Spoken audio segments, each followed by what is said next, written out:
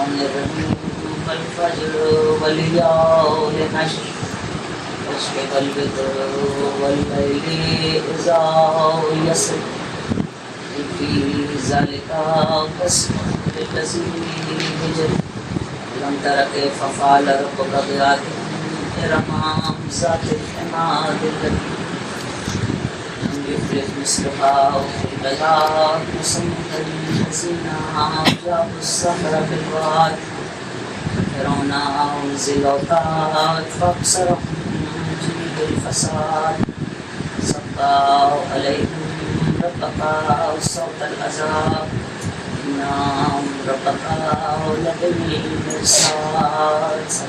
اللهم صل على محمد وعلى محمد وجل فرج.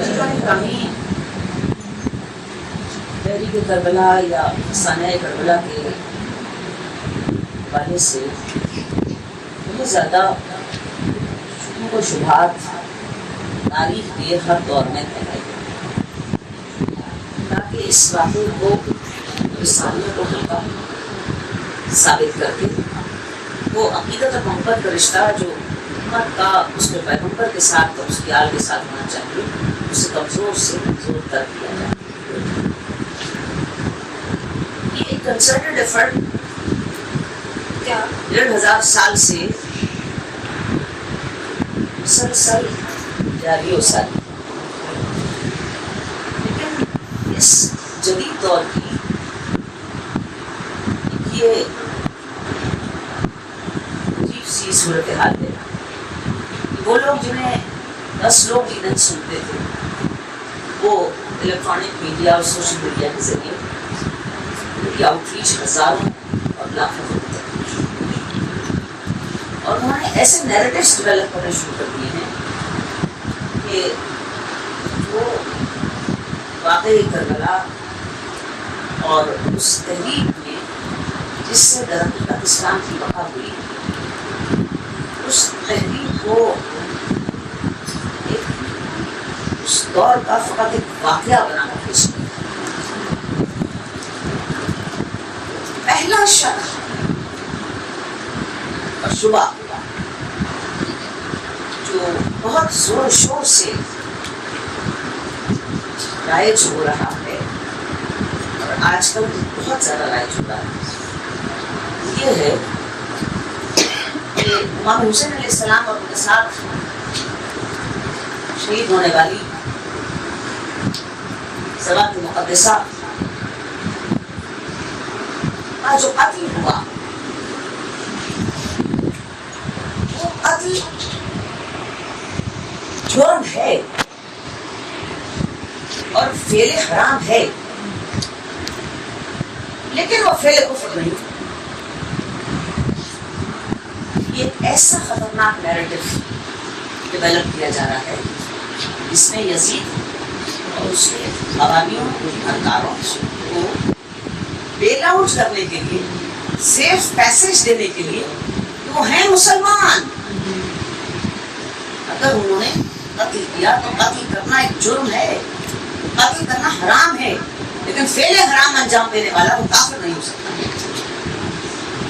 اتنا خطرناک نیریٹو ہے جو اگر اس کا سدباب نہ کیا جائے ایسا ڈینٹ پاس کر سکتا ہے کہ جس کو ریپیئر کرنے میں بہت ٹائم لگتا ہے. سوال یہ پیدا ہوتا ہے اس نیریٹو میں 3-4 نیریٹو سے ہم بات کریں گے، ذرا خاموش رہیں تو. صلی علی محمد وعلى محمد وجل فرج. اس پہلے نیریٹو پر فعل حرام تو ہے لیکن کفر نہیں ہے. آپ یہ دیکھیے کہ ایکویٹ کیا امام حسین علیہ السلام اور دیگر جماعت مقدسہ جو آپ کے ساتھ شریک ہوئی، ایک عام نفس انسانی کے برابر اور ایک عام مسلمان.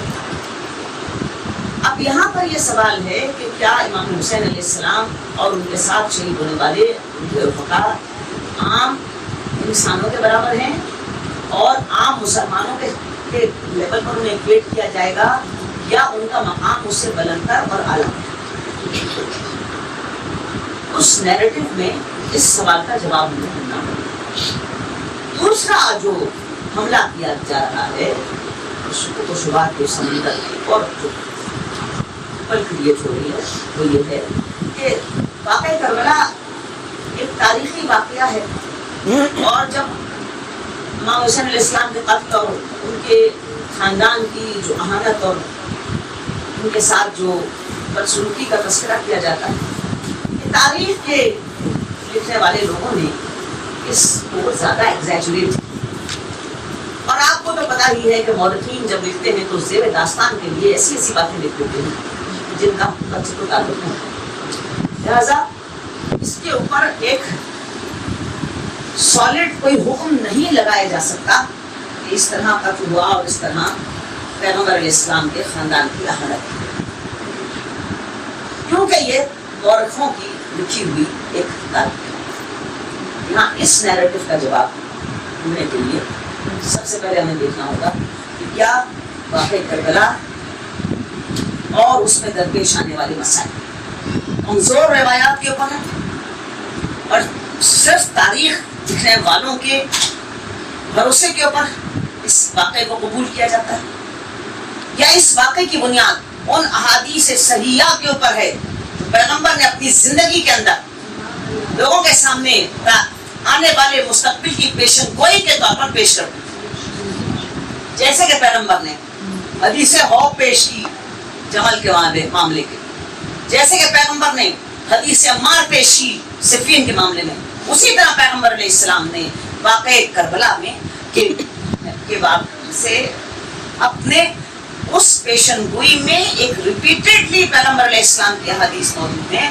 جو احادیث صحیحہ ہیں، اور جنہیں تمام اکابرین نے جو پیغمبر کے دور میں تھے، اصحاب تھے، اس کے بعد تابعین تھے، اس کے بعد ائمہ فقہ، ائمہ احادیث تھے، سب نے جنہیں اس کی حقیقت میں تسلیم کیا، اب وہ چاہے امام حنبل ہوں، چاہے امام بخاری ہوں، چاہے امام شافعی ہوں، چاہے امام فخر الدین رازی ہوں، چاہے امام مسلم ہوں، چاہے ابو یعلا ہوں، یعنی سارے بڑے محققین اور محدثین جنہوں نے حدیث کو رپورٹ کیا، انہوں نے پیغمبر کی ان پیشن گوئی والی احادیثوں کو رپورٹ کر کے اس نیریٹو کو کمزور کیا کہ واقعہ کربلا جو ہے فقط ایک تاریخوں کا تاریخ دان پر لکھا ہوا ایک واقعہ ہے اور جس کے اندر کمزور روایت ہے۔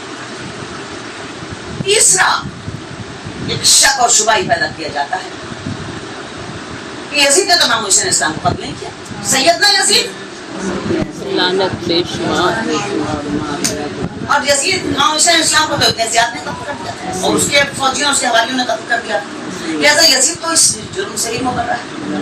اب اگر اس نیریٹو کو پرپیچویٹ کرنا دیا جائے، دیکھنا یہ پڑے گا کہ اس پورے سچویشن میں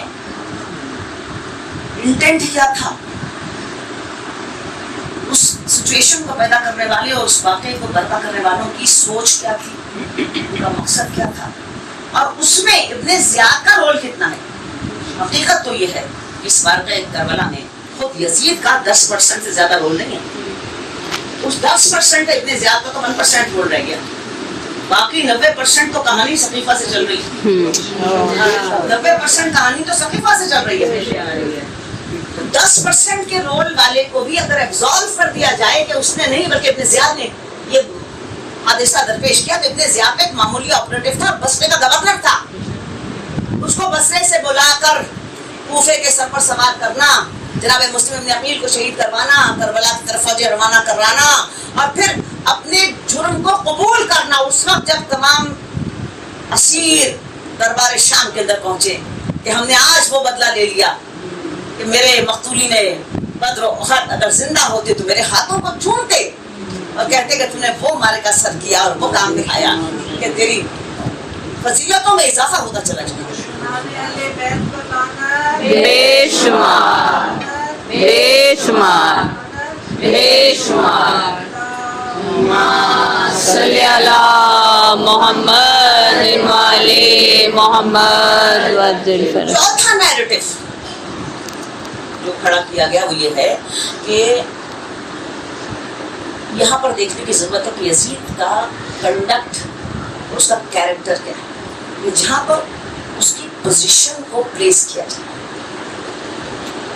یہ بہت بڑا انٹلیکچوئل محاذ ہے جس میں اگر عقل اور دانش کے ساتھ مقابلہ نہ کیا جائے تو ہماری یہ ساری تقدو اور زداری فقط ایک ریچولزم کا شکار ہو کر رہ جائے گی، اور لوگ اسے آنے والی نوجوان نسلوں کو بتا کر سکھا کر کہ یہ تو دادی کرتی تھی، نانی کرتی تھی، پرنانی کرتی تھی، اس حد تک اسے ٹریک کر کے لے جائیں گے.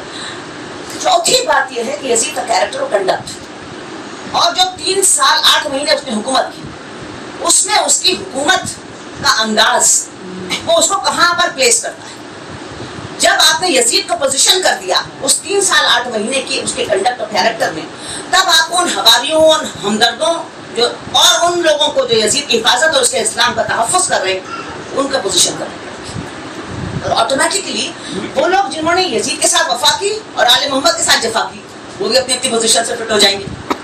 لیکن اب اس پوزیشننگ کے لیے سب سے پاورفل ہتھیار کیا چیز ہے جس کے ذریعے سے ہم اس 3 سال 8 مہینے کی اس پیریڈ میں اس کی حیثیت کا پوزیشن. دیکھیے اس کی حیثیت کا پوزیشن کرنے کے لیے فقط امام حسین علیہ السلام کا قتل کافی نہیں ہے. لوگ لڑائی میں جھگڑے میں قتل ہو جاتے ہیں، اور قبیلوں کی لڑائی ہوتی ہے، خاندانوں کی لڑائی ہوتی ہے، ملکوں کی لڑائی ہوتی ہے، قوموں کی لڑائیاں ہوتی ہیں، اس میں لوگ مارے جاتے ہیں. لیکن اس مارے جانے کے پروسیس میں جس طرح کا احوال برپا کیا گیا، جو احوال یہ بتاتا ہے کہ فقط لڑائی کا کوئی چھوٹا موٹا واقعہ یا حکومت اور اقتدار کی کوئی چھوٹی موٹی رسہ کشی نہیں ہے، بلکہ کوئی بہت ڈیپ روٹڈ ایسی نفرت ہے اور ایسا بدلہ ہے اور ایسا انتقام ہے کہ جس کو پورا کرنے کے لیے اگر سر کاٹے جائیں تو کم ہے، اگر پیاسا رکھا جائے تو کم ہے، اگر بھوکا مارا جائے تب کم ہے، بچوں کو قتل کر دیا جائے تب کم ہے، اور حتیٰ یہ کہ قتل کے بعد سروں کو کاٹ کر نیزوں پر چڑھایا جائے تو بھی کم ہے، اور اس کے بعد گھوڑوں کی پگ کو دوڑا کر لاشوں کو ریگے صحرا بنا دیا جائے تب بھی کم ہے، اور پھر بچ جانے والی عورتوں اور بچوں کو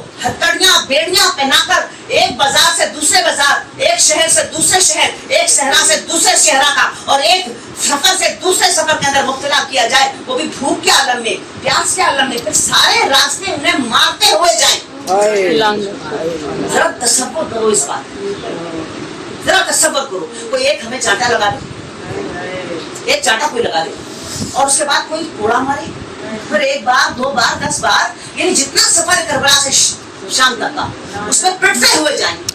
اور پٹنے والے کون ہیں؟ چھوٹے بچے پٹنے والے ہیں، عورتیں پٹنے والی ہیں، امام زین العابدین علیہ السلام پٹنے والے. یعنی یہ کنڈکٹ بتا رہا ہے کہ یہ کوئی معمولی بات نہیں ہے، یہ کوئی بہت ڈیپ روٹڈ زخم ہے جس کو ان تمام اس قتل کے، سروں کے کٹنے کے، لاش پر گھوڑے کے دوڑنے کے بھی اس کو ٹھنڈک نہیں ہو رہی، اور وہ زخم اس کا ہیل نہیں ہو رہا، یہاں تک کہ گھر جلا دیے بے ردا کر کے. ایک اتنا آسانی سے ہم کہہ دیتے ہیں کہ دوپٹے اتار کر ان کو ایک شہر سے دوسرے شہر لے کر گئے. ذرا خود اپنے اوپر رکھ کر دیکھیے، ایک لمحے کے لیے کوئی بازار میں خالی ایسا ہی کپڑا کھینچ لے تو کتنی دیر تک وہ ہراسمنٹ رہتی، انہیں مارتے برات چلتے ہوئے راستے میں تو کیسی ہراسمنٹ ہوتی ہے. اب وہ ہراسمنٹ کے ایک فوجی لشکر ہے اور ایک چھوٹے سے قافلے میں جس میں بچے اور عورتیں اور ایک امام حسین علیہ السلام کا فرزند ہے، اس کو اس طرح گھسیٹ کے لے جا رہے ہیں. اس کا کیا مطلب ہوا؟ اس کا مطلب ہے کہ یہ اس کا کیریکٹر اور کنڈکٹ ہے کہ وہ کسی کے بدلے کو اور کسی کے انتقام کو اور کسی کے غصے کو کہ آگ کو ٹھنڈا کرنے کے لیے ایک نسل کے ساتھ بدلہ لے رہا ہے. اب وہ غصہ کس کے خلاف ہے؟ پیغمبر اسلام. اب یہ بات اہم ہے میرے دوستوں، یہ بات اہم ہے اور یہی بات بتانے والی ہے کہ وہ کس کے خلاف غصہ ہے، وہ کس کے خلاف اظہار نفرت کے لے جا کے بازار میں دکھا رہے ہیں. یہ ہے اس کی آل، اس کی جو لا الہ الا اللہ لائے. یہ اس کا جرم کیا ہے؟ لا الہ الا اللہ لانا. اس کا جرم کیا ہے؟ محمد رسول اللہ کا کلمہ پڑھوانا. اس کا جرم کیا ہے؟ قسط و عدل کی بات کرنا. یہ وہ ہے. یہ جیسے ہم اپنی تاریخ میں دیکھتے ہیں کہ جب ایک قوم دوسری قوم سے یا ایک گروہ دوسرے گروہ سے بدلہ لیتا ہے تو کہتا ہے دیکھو یہ فلانا مجرم تھا، یہ ہم نے اس کے خاندان کا، یہ اس کے سواریوں کا، یہ اس کے ساتھیوں کا یہ حال کر دیا تاکہ سارے لوگوں کو عبرت اور نصیحت حاصل ہو کہ آئندہ کوئی اس قسم کی شرارت نہ کر بیٹھے. یہ ہوتا ہے ذہن میں انٹینٹ. اب انٹینٹ کیا ہے اس کی؟ یہ بتائے گا کہ یہ اس کی اولاد ہے، کس کی؟ جس نے لا الہ الا اللہ، تو اس کا جرم کیا ہے؟ لا الہ الا اللہ لانا اس کا جرم ہے. یعنی وہ جو معاملہ پیغمبر کا مکے سے شروع ہوا تھا، کفار اور ابو بنی امیہ اور ابو سفیان کے اس سارے ٹولے اور ابو جہل کے ٹولے، وہ چلتا چلتا سفر طے کرتا کرتا یہاں تک پہنچا، اور وہ مسلسل وہ رستہ جو انہوں نے کھولا تھا ایک مبارزے کا اور مقابلے کا، وہ مقابلہ مبارزہ ختم نہیں ہوا، یہاں تک کہ اس حد تک آگے بڑھے کہ ایک مجرم کی طرح بنا کر پیغمبر کو پیش کر دیا. یہ اس کی حال ہے. کس کی حال ہے؟ وہ جو ہمارا کلمہ جس نے کرنا پڑوا دیا. یہی ہوا. یہ محمد کی حال ہے، یہ ان کے بیٹے ہیں، یہ ان کی بیٹیاں ہیں، ان کے بیٹوں کے سارے. تو آپ یہ دیکھیے کہ یہ کنڈکٹ ہے اور یہ کیریکٹر ہے. اس میں آپ کہتے ہیں کہ وہ حرام فعل تو کیا کہ قتل ہوئے، لیکن تاخیر نہیں ہوا. ارے جو پیغمبر کا مجرم بنا کر پیش کرے اور پیغمبر کی آل کے ساتھ ایسا سلوک، اور پھر آپ یہ دیکھیے سلوک کی جو فرسٹ فارم ہے کہ کوئی گھر میں کسی کا انتقال ہو جائے، خاندان میں انتقال ہو جائے، تو وہ کہتے ہیں کہ گھر والوں کو، اعزاء کو تالیف خلق ہوگی، جلدی سے دفناؤ تاکہ ان کو کہیں کہ اللہ کو سپورٹ کرے، اب خدا نے اپنے پاس. لیکن بہت دیر کہتے ہیں کہ میت کو نہ رکھا جائے، دیکھنے والوں کو دل جن کے تکلیف اور پریشانی ہو. آپ یہ دیکھیے کہ 11ویں محرم سے کٹے ہوئے سروں کو لے کر چھوٹے بچوں عورتوں کو ساتھ ساتھ لے کے جانا، اب کٹے ہوئے سر آگے آگے، کٹے ہوئے سر دائیں بھی سر بائیں بھی سر آگے بھی سر، اور ہر لمحے وہ شہیدوں کا اور ان کے خون کا، ان پر ہونے والے مظالم کا اور ان کے ساتھ گزر جانے والے واقعے کا ایک پرپیچوئل ان کے سامنے ایک نقشہ کھینچا رہنا. یہ کس اذیت کی بات ہے؟ یہ کوئی اذیت کم ہے؟ یہ تکلیف کم ہے؟ یہ مصیبت کم ہے؟ اب اس میں آپ کا نیریٹو یہ ہے کہ وہ تو کافر نہیں ہے، اس نے فعل حرام انجام دیا، کفر تھوڑی کیا. ارے جس نے پیغمبر علیہ السلام کو تاریخ کا ایک عجیب ایسا شخص بنا کر پیش کر دیا کہ جس نے لا الہ الا اللہ لا کر ایسا جرم سرزد کر دیا کہ جس کی وجہ سے اس کی پوری اولاد کو اس کی سزا دینی چاہیے. آپ کہتے ہیں کہ وہ فقط مجرم ہے، فقط جو ہے وہ حرام فعل انجام دیا اور اس نے فعل کفر انجام دیا. جبکہ پیغمبر علیہ السلام نے واقع غدیر سے پہلے 3 بار اور غدیر سے اپنی رحلت تک کئی بار جس حدیث کو پرپیچولی دہرایا وہ ہے حدیث ثقلین. انی تارکن فیکم الثقلین کتاب اللہ و عزت. میں تمہیں 2 گرام قدر چیزیں چھوڑے جا رہا ہوں، ایک اللہ کی کتاب ہے اور ایک میری عزت، اور یہ کبھی ایک دوسرے سے جدا نہ ہوں گے یہاں تک کہ میرے پاس پہنچ سکتے ہیں. اور پیغمبر نے کئی بار کہا، اور حتیٰ کہ جب آپ مریض تھے اور مرض الموت کا شکار ہو گئے تھے، ابو سعید خدری سے رپورٹ ہوتا ہے، اور مسند حنبل میں جو امام بخاری کا بھی استاد ہے، مسلم کا بھی استاد ہے، اس نے رپورٹ کیا کہ پیغمبر نے تھوڑی دیر کے رشی سے آنکھیں کھولی اور پھر آواز دی کہ میرے بیٹوں کو لے آؤ. جناب علی مرزا نے امام حسن امام حسین کو آگے کر دیا، پیغمبر ان کے گلے میں باہر ڈالی، ان کے سروں کو اپنے سینے پہ رکھ لیا، اور اس کے بعد پیغمبر پر پچھلی ان کے سروں کو چومتے جاتے تھے، یہاں تک کہ پیغمبر کو پھر دوبارہ غشی آ گئی. جناب علی مرزا کہتے ہیں کہ میں نے چاہا، یہ مسند میں زید نے، جناب زید بن علی نے بھی رپورٹ کیا، میں پیغمبر کو زحمت ہوگی میں ان کے سروں کو ہٹا لیتا ہوں. جیسے حسن ہٹانے کے لیے جناب علی مرزا آگے بڑھے اور سر ہٹانے چاہے، پیغمبر نے آنکھیں کھول دی اور کہا انہیں ایسے ہی رہنے دو، مجھے مجھ سے سکون ملے تو مجھے ان سے خوشی حاصل کرنے دو، اس لیے کہ میرے بعد یہ قوم ان کے ساتھ بہت بدنفسی کا مظاہرہ کرے گی. یہ سب بات اللہم صلی علی محمد وعلی محمد وعجل فرجہم. اللہ اکبر یا رسول اللہ یا علی یا علی. زمانہ علیہ السلام کے ظہور میں تعجیل کے لیے مل کے باواز بلند صلوات. اللہم صلی علی محمد وعلی آج یزید اسلام کو تحفظ دے رہے ہیں اور یہ کہہ رہے ہیں کہ مسلمان تو تھا، سیدنا یزید مسلمان تو تھا، مسلمان تھا. یہ نہیں دیکھ رہے کہ اس نے کتنا اسٹرانگ میسج اس دور کے لوگوں کو پھینکا. اگر حق کے ساتھ ملنا چاہتے ہو تو وہ انجام دیکھ لو جو حسین بن علی کا خان. حکومت کے ساتھ ملنا چاہتے ہو تو ہمارے لوگوں کی خوشحالی دیکھ لو، عدل کی طرف کرنا چاہتے ہو تو ان کا انجام دیکھ لو، اور ہمارے ساتھ سر جھکانا چاہتے ہو تو پھر ہماری طرف سے نوازش ہوگی۔ یہ کوئی اسٹرانگ میسج ہے۔ اگر امام حسین علیہ السلام کی شہادت نہ ہوتی اور آپ کے بعد آپ کے اعزاء اور اقربا اس شہادت کے پیغام کو لے کر آگے نہ بڑھتے تو تاریخ کی اسپائن میں وہ تھرل آج بھی موجود ہے، حق کی طلب کے لیے، عدل کی طلب کے لیے اور جھوٹ کی ڈیفائنس کے لیے، وہ کبھی تھرل پیدا نہ ہوتی جو امام حسین علیہ السلام کے تھرل پیدا ہوئی۔ اب آپ جناب عزیزان گرامی، میں تین امام حسین علیہ السلام کی ان نیریٹیوز کو کل کرنے کے لیے، ان نیریٹیوز کو دبانے کے لیے تین باتیں، امام حسین علیہ السلام کی شخصیت کو پہچاننے اور شناخت کرنے کے لیے تین باتیں میں آپ کے سامنے پیش کروں، اس کے بعد ہم اپنی گفتگو کو اس پر آگے بڑھیں۔ پہلی بات، شخصیت امام حسین علیہ السلام کو اگر جانچنا ہے تو آئے مباہلہ فمن حاجک فی من بعد ما جاءک من العلم فقل تعالوا ندعو ابناءنا وابناءکم نساءنا ونساءکم انفسنا ثم نبتہل فنجعل۔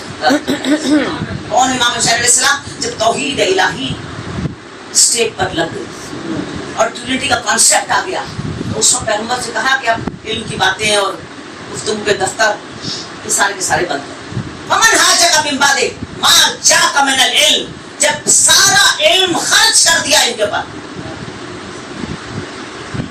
فقل تعالوا ندعو ابناءنا وابناءکم، اپنے بیٹوں کو لے آؤ، نساءنا ونساءکم، اپنی عورتوں کو لے آؤ، انفسنا وانفسکم، تو اپنے مردوں کو لے آؤ، اپنے مردوں کو لے آتے ہیں، ثم نقتہل فنجعل لعنت اللہ علی الکاذبین، تو ہم مباہلے کے میدان میں چلے آتے ہیں اور جھوٹوں پر خدا کی لعنت۔ تو پہلی منزل پر اتنی چھوٹی عمر کے اندر امام حسین علیہ السلام کو یہ اعزاز حاصل ہے کہ آپ توحید الہی کی حفاظت کے لیے اور سچائی کا جھنڈا لے کر جس میدان میں اترے، اور وہ پیغمبر کی مرضی سے نہیں اترے، خدا کی مرضی سے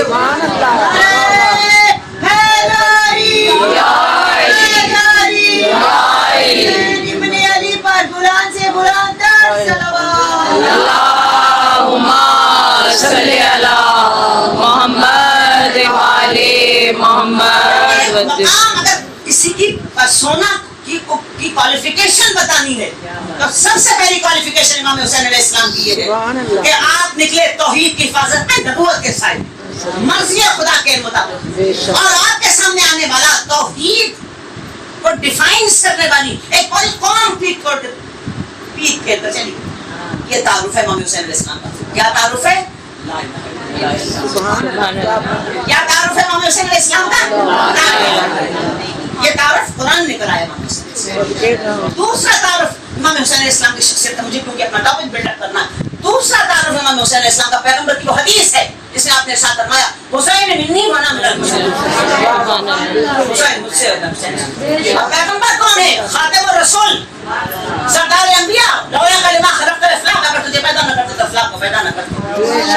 آسمان میں بلایا جانے والا قرآن جس کو اتارا گیا، کتاب کا جس کو حامل بنایا گیا، اس نے کہا حسین مجھ سے ہے اور میں۔ اب جو سچویشنز پیغمبر پر رکھو گے وہی سچویشنز امام حسین علیہ السلام۔ یہ تعارف ہے امام حسین علیہ السلام۔ دو چیزوں سے، اس دو تعارف سے ہم اپنی تقریر کو آگے بڑھاتے ہیں۔ اب پہلا نقطہ جو کہا کیا کہ وہ تو جرم انجام دیا، کوئی حرام کام انجام دیا نا، قتل کیا، قتل کرنا حرام ہے، لیکن قتل کرنے سے کوئی کافر تو نہیں ہو جاتا۔ اتنا اسٹرانگ پوائنٹ ہے یہ، لیکن کتنے ہی لوگ عدالتوں میں جائیے، کتنے لوگ پھر رہے ہیں، کسی کو قتل کا مقدمہ ہے، کسی کو کوئی قتل کا مقدمہ ہے، کتنے لوگوں نے عزیزوں کو مار دیا، رشتہ داروں کو مار دیا، کسی کورٹ نے انہیں کافر ڈکلیئر کیا۔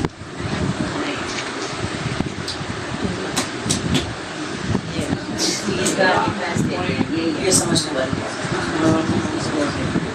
سمجھنے والی بات ہے میرے عزیزوں، چونکہ نوجوان بچے آپ یہاں پڑھے لکھے لوگ ہیں، سارے کے سارے سائدہ بازی ماشاء اللہ، تو آپ یہ اتنا خطرناک نیریٹو ہے، اتنا خطرناک نیریٹو ہے، اس کو تھوڑی دیر کی دفعہ سے سوچا جائے تو لگتا ہے کہ اس نیریٹو نے اگر جڑ پکڑ لی تو کلیجہ پھٹ جائے۔ باقی دیکھیے فعل حرام تو ہے، فعل کو فکر نہیں ہے کسی کو قتل کرنا، تو ویسے امام حسین علیہ السلام اور ذوات مقدسہ جو آپ کے ساتھ میں قتل کر دیا تو وہ حرام، کافر تو نہیں۔ سب سے امپورٹنٹ بات یہ ہے کہ امام حسین علیہ السلام پر کون سا حکم لگایا جائے گا. ایک عام نفس انسانی کا حکم لگایا جائے گا, ایک عام مسلمان کا حکم لگایا جائے گا, یا امام حسین علیہ السلام پر رسول کا حکم لگایا جائے گا. رسول نے کیا کہا, حسین منی و انا من الحسین, حسین مجھ سے اور میں حسین سے. اب نبی پر تم عام مسلمان کو حکم لگاؤ گے, نبی کے اوپر تم عام نفس انسانی کو حکم لگاؤ گے, یا نبی پر نبوت کا حکم لگے گا؟ تو جو نبی پر حکم لگے گا وہ حسین پر حکم لگے گا.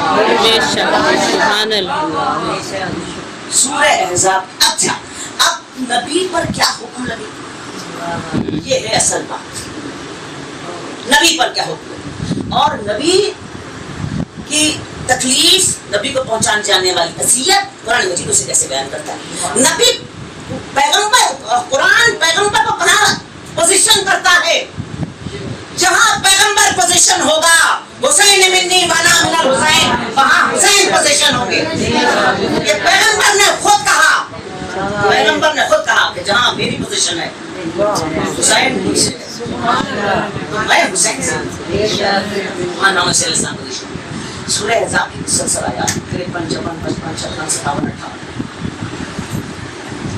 وہاں پر ایک فنامنا کو بیان کیا. پڑھ لیجیے.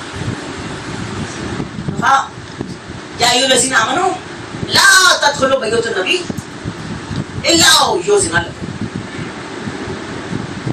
الی الطعام غیر ناظرین اناه ولكن اذا دعیتم فادخلوا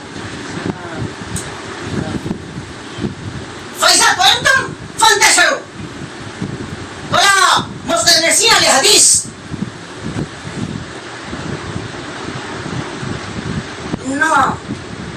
ذالکم کانا لیؤذن نبی ویخشی منکم واللہ لا یخشی من الحق وإذا سألتموهن متاعا فاسألوهن من وراء حجاب وما كان لكم تؤذوا رسول الله والذين يؤذون الله ورسوله لعنهم الله في الدنيا والآخرة وأعد لهم عذابا مهينا. سورہ احزاب کی مسلسل وہاں ایک فنامنا کو بیان کیا گیا کہ پیغمبر کو اذیت کسے کہتے ہیں, اور پیغمبر کو اذیت دینے والا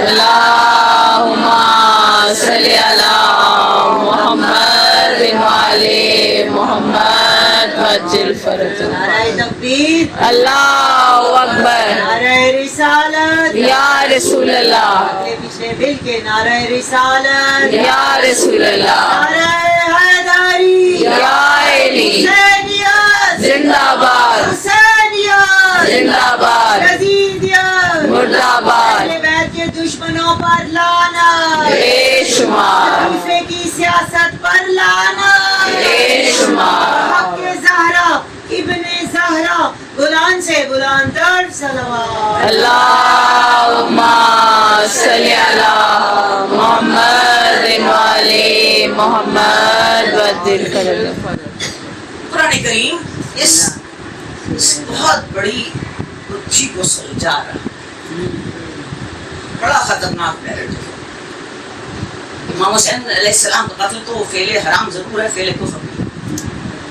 اور امام حسین علیہ السلام کون ہے؟ حسین ابن دیوانہ. جو حکم آپ پیغمبر پر لگائیں گے وہی حکم آپ کو امام حسین پیغمبر کے. اب سورہ احزاب میں کہا گیا یا ایھا الذین آمنوا لا تدخلوا بیوت النبی الا یؤذن لکم. پہلا حکم آیا کہ صاحبان ایمان پیغمبر کے گھروں میں, پیغمبر کے گھر میں بغیر اجازت نہ داخل ہو, اس سے پیغمبر کو اذیت ہوئی. اذیت کا فرامنا بیان کر رہا ہے قرآن. غیر ناظرین نہ ہو, اگر پیغمبر تمہیں کھانے کی دعوت دے دے تو جو وقت ہے اسی میں پہنچنا.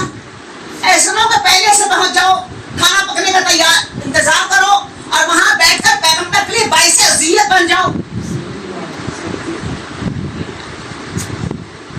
بلکہ نزاد ہوئی تم فتح, جب پیغمبر کہے آ جاؤ تبھی داخل ہونا, بغیر اجازت اور بغیر پیغمبر کے پوچھے اس کے گھر میں داخل ہونا. فیصل تم فنتشر, اور جیسے ہی کھانا کھا لو ویسے منتشر ہو جانا. بلا مستانسین حدیث وہاں بیٹھ کر گپے مارنا, باتیں کرنا اور اس سارے وقت کو ضائع نہ کرنا. انا کان لکم یوسف نبی, ان باتوں سے نبی کو اذیت ہوتی ہے. پہلا حکم کیا آیا؟ نبی کے گھر میں بغیر اجازت داخل نہ ہونا, اس سے پیغمبر کو اذیت ہوتی ہے. اب دیکھیں قرآن اپنا نیریٹو بلڈ کر رہا ہے کہ کہاں کہاں پیغمبر کو اذیت ہوتی ہے. اپنا نیریٹو قرآن بلڈ کر رہا ہے. پیغمبر کی اجازت کے بغیر نہ جانا, اس سے پیغمبر کو اذیت ہوتی ہے. اس کے بعد اگر پیغمبر کھانے کی دعوت دے دے تو اس لیے نہ پہنچ جانا کہ پہلے سے پہنچ جائیں, کھانا پکتا رہے, اس کے انتظار میں بیٹھے رہیں, اب پکے گا اور اس کے بعد ہم کھا کر یہاں سے جائیں گے. اس سے پیغمبر کو اذیت ہوتی ہے. اور اس کے بعد جب پیغمبر کہے آؤ تو آنا, اگر بغیر کہے گھس گئے پیغمبر کو اذیت ہوتی ہے. جب کھا لیا کھانا فانتشروا, فوراً منتشر ہو جاؤ اور نکل جاؤ وہاں سے. ولا مستانسین لحدیث, وہاں بیٹھ کر باتیں کرنے نہ لگ جاؤ اپنی گفتگو میں. انا ذالکم کانا یؤذی النبی, ان باتوں سے پیغمبر کو اذیت ہوتی ہے. پہلا حکم آیا پیغمبر کے گھر میں اجازت کے بغیر نہ جانا. دوسرا حکم آیا کھانا پکنے کا انتظار کرنے کے لیے پہلے سے نہ پہنچ جانا. تیسرا حکم آیا کہ پیغمبر کہے آؤ تو آنا ورنہ نہ آنا. چوتھا حکم آیا جب پیغمبر نے کھلا دیا تو فوراً چلے جانا, وہاں بیٹھ کر باتیں نہ بٹھارنا, پیغمبر کو اس سے اذیت ہوئی. پھر اس کے بعد ارشاد فرمایا فَيَسْتَحِي مِنْكُمْ,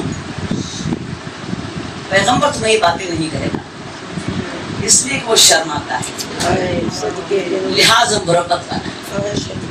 واللہ لا یستحی منکم من الحق, لیکن اللہ کو سچی بات کہنے میں کوئی رکاوٹ اور ہچکچاہٹ نہیں. سبحان اللہ. اللہ اپنے پیغمبر کے احساسات کا تحفظ کر رہا ہے, اللہ کو کوئی ہچکچاہٹ نہیں. وَإِذَا سَأَلْتَهُمْ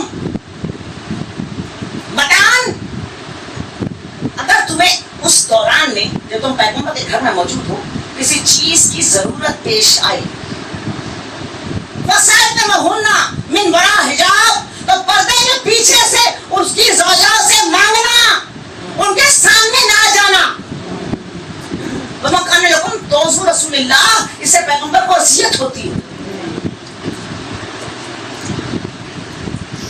پانچواں حکم کیا آیا کہ پیغمبر تو شرمائے گا, آپ سر میں سوار رہیں گے, پیغمبر اس آپ کی تکلیف اٹھاتا رہے گا, لیکن ہم کسی طرح بالکل بھی اس بات پر راضی نہیں ہیں, ہمیں کوئی ہچکچاہٹ اور رکاوٹ نہیں ہے.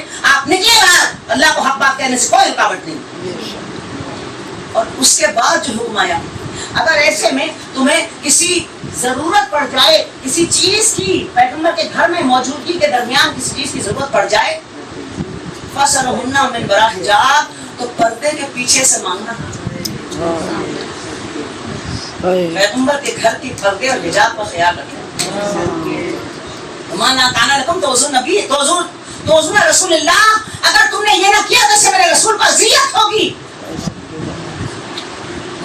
پھر اس کے بعد کہا ان الذین یؤذون اللہ ورسولہ, اس نے اللہ کو اذیت کی اور پیغمبر کو اذیت. ارے اللہ کو اذیت کون دے سکتا ہے؟ اللہ کا کوئی جسم ہے, جان ہے, کوئی ہاتھ ہے, کوئی پیر ہے, کوئی احساس ہے کہ اس کو اذیت پہنچا دے. در حقیقت اذیت ہے رسول کو, اور اللہ رسول کو پہنچائی جانے والی اذیت کو اپنی اذیت کہہ رہا ہے. والذین یؤذون اللہ ورسولہ لعنہم اللہ فی الدنیا والآخرۃ, اس اذیت دینے والے پر دنیا میں بھی لعنت ہو رہا ہے.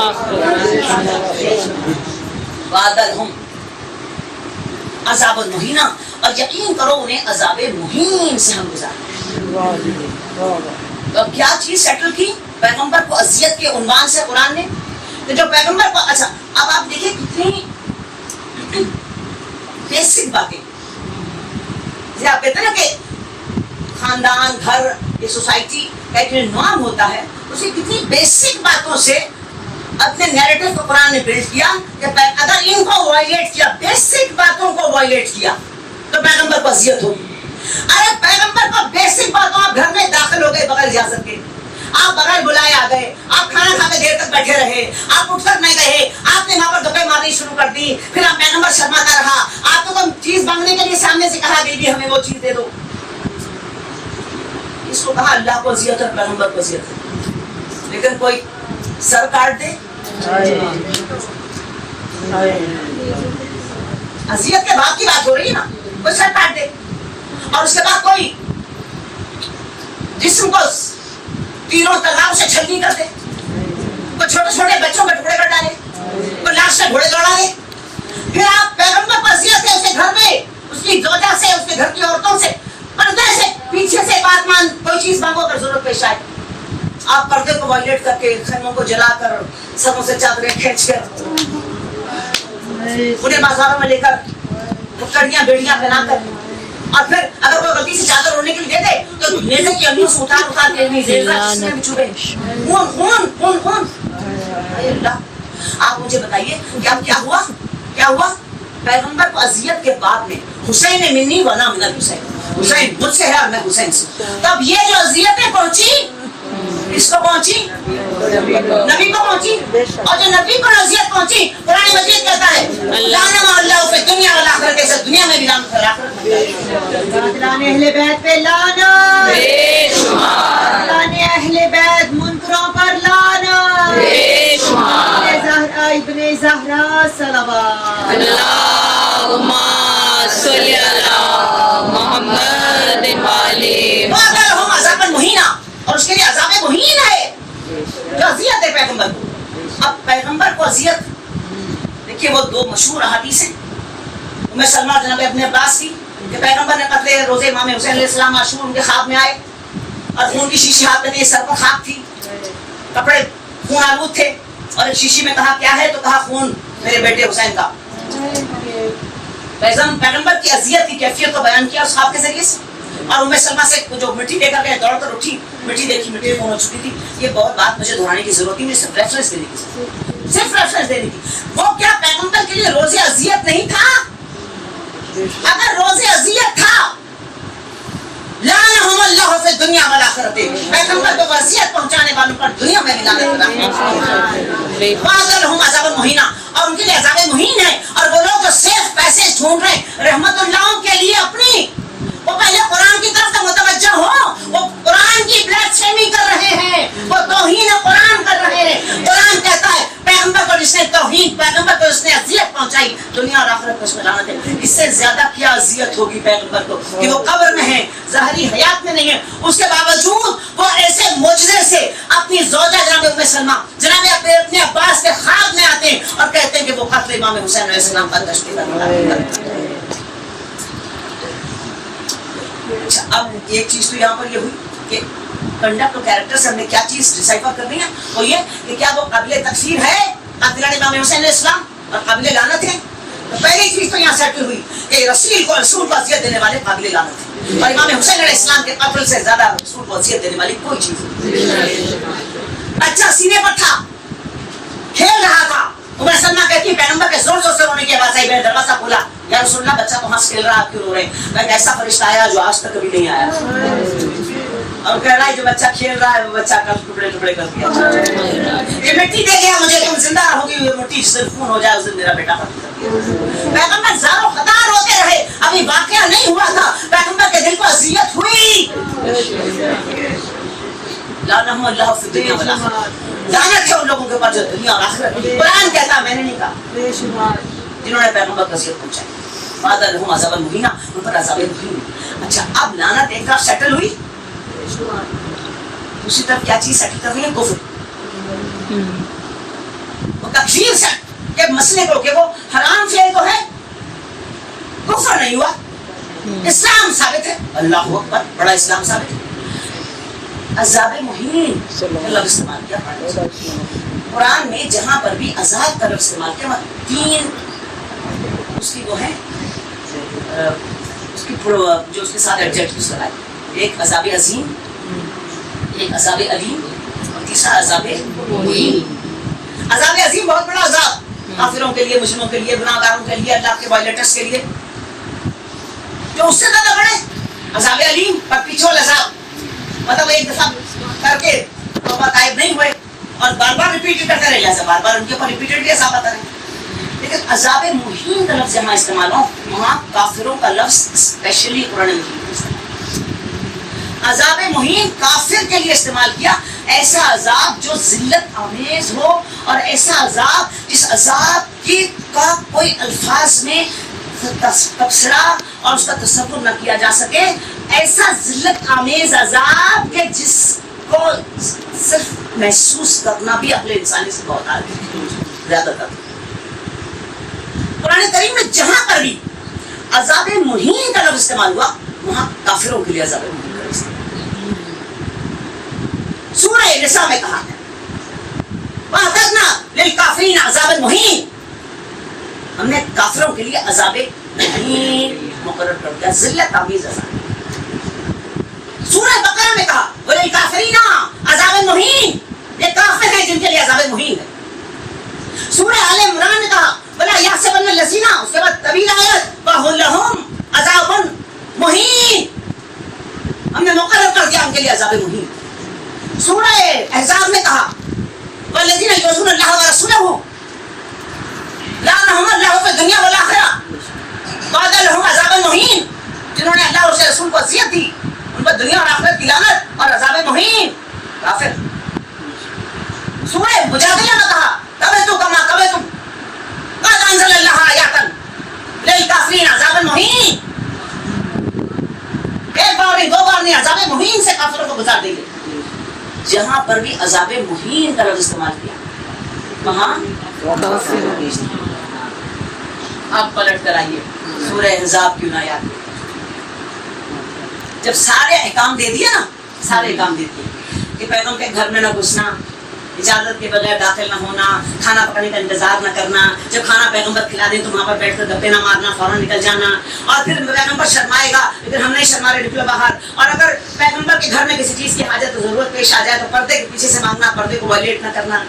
ان سب باتوں سے پیغمبر کو اذیت ہوئی. اور 57 نمبر آیت کے اندر کہا والذین یؤذون اللہ ورسول, اور جس نے اللہ اور اس کے رسول کو اذیت پہنچائی لعنتہم اللہ فی الدنیا والآخرہ, اسے دنیا اور آخرت میں لعنت ہے. وأعد لهم عذابا مہینا, اور وہ ایسا کافر ہے کہ اسے دنیا اور آخرت میں عذاب مہین. قرآن نے تو اذیت دینے والے کا کفر بھی سیٹل کر دیا. آپ کہتے رہے سیدنا سیدنا سیدنا, آپ قرآن کی کلاس نہیں کرتے. قرآن نے عذاب مہین کا لفظ استعمال کر کے پیغمبر علیہ السلام کو اذیت دینے والے کو کفر کے کٹہرے میں کھڑا کر دیا. تو اب آپ یہ کہتے رہیں کہ فلانا نے مجرم تھا, اس نے جرم انجام دیا, فعل حرام ضرور تھا لیکن وہ اسلام سے باہر نہیں نکلا. ارے اسلام کو تحفظ دینے والوں یزید کے پہلے قرآن مجید کی طرف توجہ دو. وہ کہتا ہے جس نے میرے پیغمبر کو اذیت پہنچائی اس نے عذاب مہین کیا. جو عذاب مہین کی کیٹیگری ہے وہ کافروں کی کیٹیگری. سبحان اللہ.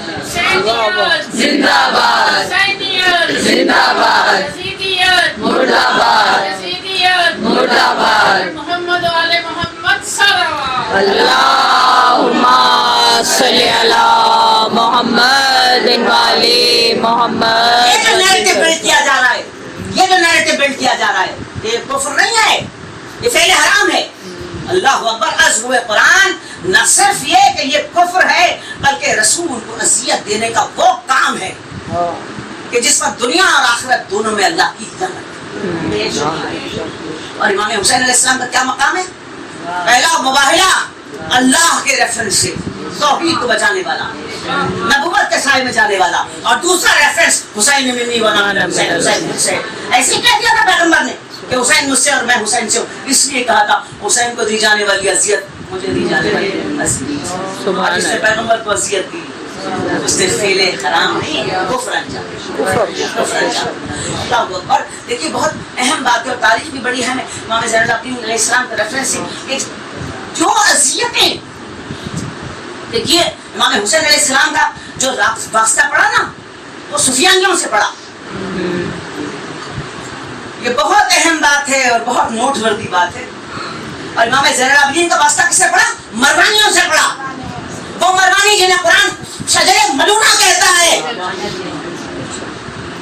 ان سے بڑے ظالموں سے، مروانیوں سے ایک فرزند رسول کا سفیانیوں سے مقابلہ کرتا ہے، دوسرا مروانیوں سے۔ لعنت بے شمار علی مروانہ رانی سفیان پر۔ امام زین العابدین علیہ السلام، اچھا دیکھیے کہ کیا لاجک تھی امام زین العابدین علیہ السلام کے بچانے کی۔ بیمار ہو گئے ترکیب خدا، کیوں بیمار ہو گئے؟ اس لیے قرآن کریم میں سورہ ہجر میں کہا نحن نزلنا الذکر و انا لہ لحافظون، ہم نے ذکر کو نازل کیا، ہم اس کی حفاظت کرنے والے ہیں۔ اور ذکر کیا ہے؟ سورہ نحل میں کہا وانزلنا علیکم ذکرا ولقد انزلنا علیکم ذکرا رسولا یتلو علیکم آیات اللہ، ہم نے ذکر کو نازل کیا، رسول ہے ہمارے سامنے آیات الہی کی تلاوت۔ اب ذکر کا بچنا رسول کا بچنا ہے، کیا ہے؟ نحن نزلنا الذکر و انا لہ لحافظون، ہم نے ذکر کو نازل کیا، ہم اس کی حفاظت کریں۔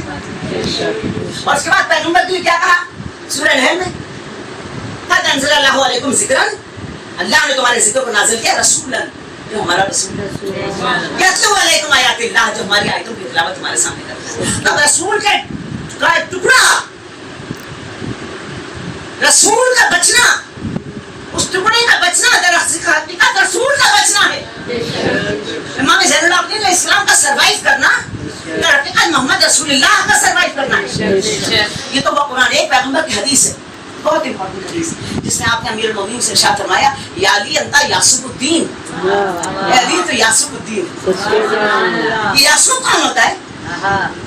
شہد کے چھتے میں ایک مکھی ہوتی ہے جو ملکہ مکھی ہوتی ہے، اس کا کام انڈے دینا، بچے دینا ہے، اور باقی سارے خدمتگار ہوتے ہیں۔ فقط جب تک اس کا بچہ سروائیو کرتا ہے اس وقت تک چھتا سلامت رہتا ہے۔ جب اس کا بچہ مر جائے تو چھتا ختم ہو جاتا ہے۔ تو آپ نے ارشاد فرمایا یا علی انت یاسوب الدین، اے علی تو دین کا یاسوب ہے، جب تک تیری نسل میں سے کوئی نہ کوئی زندہ رہے گا یہ دنیا کا چھتا سلامت رہے گا۔ سبحان اللہ۔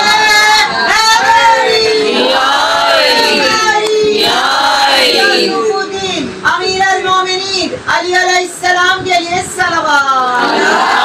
اللہم صلی علی محمد وعلی محمد۔ چھتے کو سلامت رکھنے کے لیے، یہ نبوت کو سلامت رکھنے کے لیے، یہ توحید الہی کے پرچم کو بلند کرنے کے لیے کہ اللہ نے امام زین العابدین علیہ السلام کو سلامت رکھا۔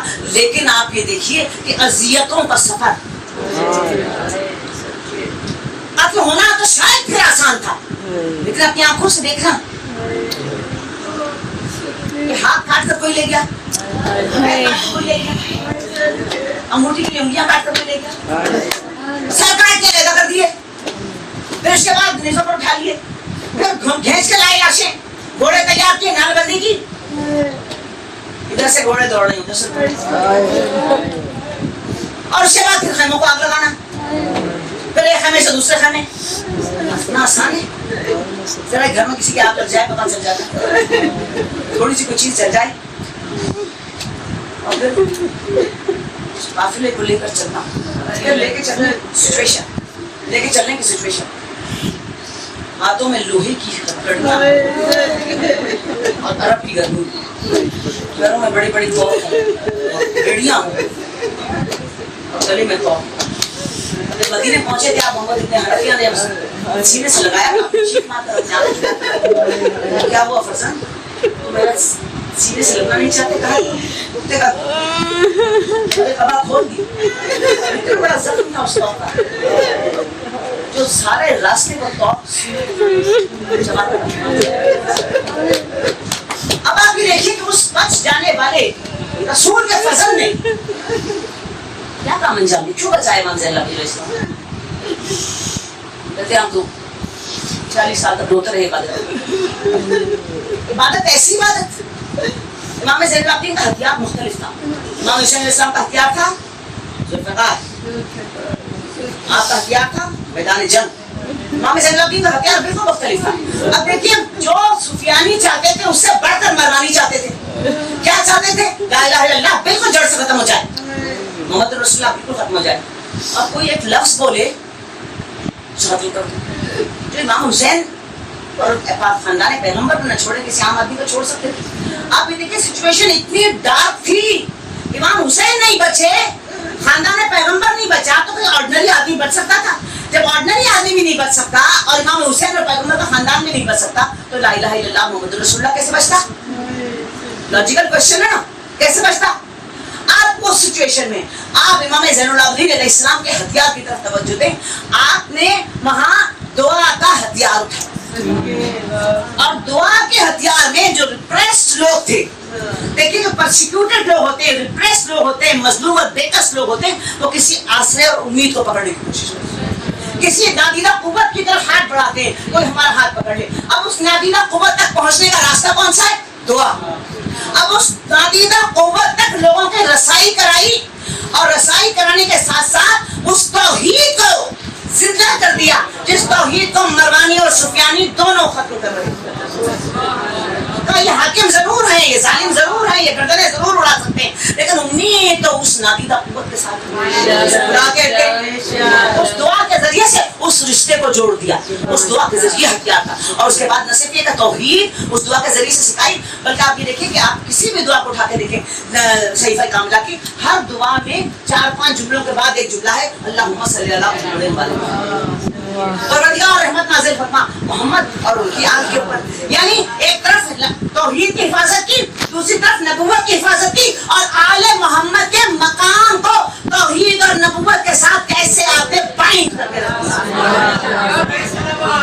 अल्लाहुम्मा सल्ली अला मुहम्मद वाले ये जो बाइंडिंग हुई है ना तौहीद की, नबुव्वत की, दुरूद के साथ, ये बाइंडिंग की जिसका मेंटल है और जिसका जो कनेक्ट जाता है, वो मैं इमाम ज़ैनुलब्दीन अलैहिस्सलाम किस तरह बाइंड किया अपने दुरूद को, आले मोहम्मद के मकाम को नबुव्वत और तौहीद के साथ, कि उस एलिवेटेड मकाम पर, यानी वहां से। अच्छा, तीसरी अहम बात जो आपने की, 40 हज पैदल आपने अंजाम दिए। क्यों? आपका तो एक हज भी काफी था, आपका तो घर था, बेहतर इस्माइल आपका तो घर था। क्यों? शायर अल्लाह को जिंदा रखा, खुदा की निशानियों को जिंदा रखा, सफा और मरवा को जिंदा रखा, हतीम को जिंदा रखा, काबे को जिंदा रखा, तवाफ को जिंदा रखा, लब्बैक अल्लाहुम्मा लब्बैक को जिंदा रखा। उस सुफियानी दौर में, उस मरवानी दौर में जब सब कुछ खत्म करना चाहते थे, तौहीद को जिंदा रखा, नबुव्वत को जिंदा रखा, आले मोहम्मद को जिंदा रखा, दुआ को जिंदा रखा, शायर इस्लाम को जिंदा रखा। इमाम ज़ैनुल आबिदीन अलैहिस्सलाम के लिए सलावत। अल्लाहुम्मा सल्ली अला मुहम्मद वाले मुहम्मद। ऐसे वक्त में जब हाकिम सब खींच रहे थे, लूट रहे थे, लोग बेकस मजबूर थे, भूख और खौफ का शिकार थे, ऐसे में आपने रात की तारीकियों में इंसाफ का दरवाजा खोल दिया। लोग कहते हैं कि जब आपको गुस्ल दिया गया तो आपके जिस्म पर, आपके पीठ पर, आपके घुटनों पर गट्ठों के निशान थे, इसे आप बोरियां उठाया करते थे, बोरियां उठाकर मजबूरों बेकसों के मोहल्लों में पहुंचाया करते थे। जब रास्ते बंद कर दिए जाएं अवामुन नास के, हुकूक के, तब ऐसे में उस इमाम ने इंफाक का दरवाजा इमाम ज़ैनुलब्दीन अलैहिस्सलाम, वो इंफाक जिंदा हुआ, आले मोहम्मद का इंफाक दौर इमाम ज़ैनुलब्दीन के अंदर। और फिर आप ये देखिए इमाम ज़ैनुलब्दीन अलैहिस्सलाम ने एक तरफ तो जहाँ तौहीद को जिंदा किया, नबूवत को जिंदा किया, दुरूद को जिंदा किया, शायर इस्लाम को जिंदा किया, इंफाक को जिंदा किया, वहाँ इमाम ज़ैनुलब्दीन अलैहिस्सलाम ने इस अज़ाए इमाम हुसैन अलैहिस्सलाम की बुनियाद। कोई उस मरवानियों के दौर में मजलिस इमाम हुसैन अलैहिस्सलाम बर्पा करवा सकता था? कोई जिक्र कर सकता था इमाम हुसैन अलैहिस्सलाम ऐसे करते हुए? हाँ, जिक्र का तरीका था। जब पानी लाया गया तो कहा पानी पीजिए, कहा अच्छा मैं पानी पी के दिल को ठंडा करूं, हाय मेरा पितर और मेरा भाई और मेरी बहनें और मेरे चचा और मेरी बहनियां इस पानी के इस खतरे के लिए तरसते थे। मेरा बाप का गला सुबह काटा गया इस पानी के लिए। पानी आता था तो आप मसाइब इमाम हुसैन अलैहिस्सलाम बयान करने लग जाते। अरे खाना आता था, फजल रसूल कुछ खाना तनावुल कर लीजिए, हाय खाना तनावुल किया जाए। अरे 6 महीने का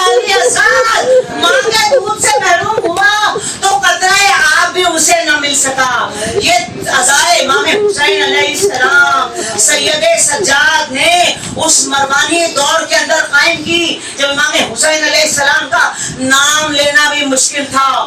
اللہ اکبر. وہ ولید بن عبد الملک کا دور آ گیا. سید سجاد کی جو بڑھتی ہوئی مقبولیت تھی وہ دعا انجام دے رہے ہیں. ہزاروں آدمی پیچھے ہے, وہ طواف کر رہے ہیں. ہزاروں لوگ طواف میں آپ کے قدم سے قدم ملا کر آپ کے پیچھے پیچھے چل رہے ہیں. ارے وہ لبیک کہہ رہے ہیں, ہزاروں آوازیں ان کے ساتھ لبیک کہہ رہی ہیں. حکومت نے بھانپ لیا, مروانیوں نے بھانپ لیا. اگر یہ کچھ دن اور زندہ رہنے دیا جائے گا تو یہ مروانیوں کا تختہ الٹ دیں گے. ارے مروان نے زہر بھجوا دیا, ولید بن مروان نے زہر بھجوا دیا امام زین العابدین علیہ السلام کو. ارے امام نے زہر کھا لیا. جب زہر کھا لیا تو منہ سے خون کے ٹکڑے, ہائے وہ ایک ایک ٹکڑا جب امام وہ ٹکڑا دیکھتے ہوں گے تو علی اکبر کے جگر کے ٹکڑے یاد آتے ہیں.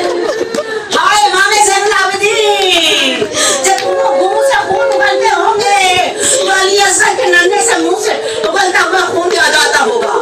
ہائے جب امام زین العابدین بستر پر تڑپتے ہوں گے تو ننھی سکینہ تمانچے کھاتی ہوئی سکینہ یاد آتی ہوگی.